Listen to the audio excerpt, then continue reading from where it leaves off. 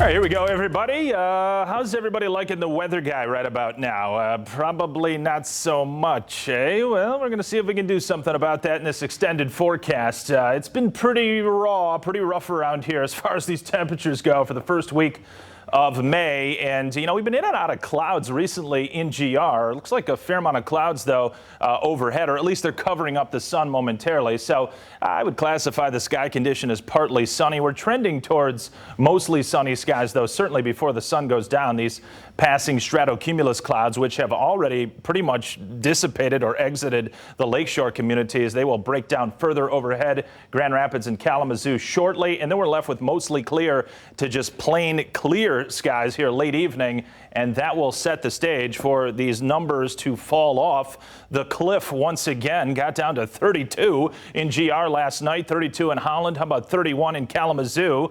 We projected a low of 33, so not too bad, but overall I would say it was even cooler, even colder than projected, and some of that fog that was out there earlier today, that has long since dissipated. I do have to say, with temperatures dropping off quite a bit tonight and wind slackening off, although probably a little bit more of a breeze than last night, can't rule out some patchy haze or patchy fog, but not to the extent that we had this past morning for tomorrow morning. Cool and quiet weekend weather. I've got quiet in there, but there could be some showers on Sunday. You'll see what I mean in a moment, particularly I-94 and southward. So these showers scrape across our southernmost sections back half of the weekend, warming up during the middle to latter part of next week. Now, I'm not talking about some colossal warm up, but certainly upper 60s to, I believe, 70 plus by that following weekend. So that's something to look out for.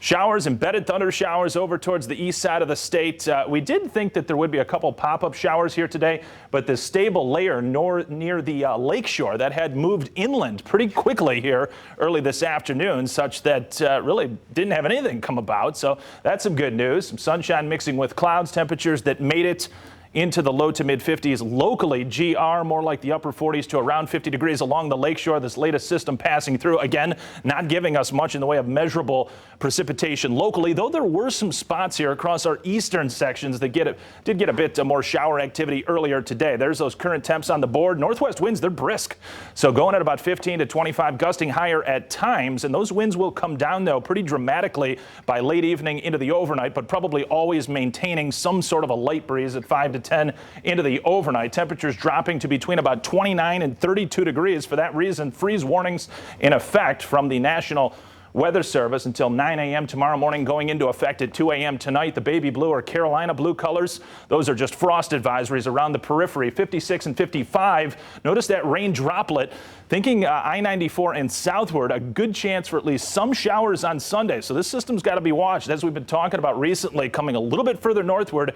Could even have a couple showers as far north as GR back half of the weekend. Temperatures starting to show that upward tick. And again, if I could go out a couple more days into Saturday and Sunday, probably headed for 70 degrees or so at that time. Let's go to this European model. Any moisture from the current time over towards the Detroit area, that system goes away. But here comes this next system, kind of a clipper-like system, dropping southward from Montana through the Dakotas, and then this swath of moisture slicing across northern Illinois.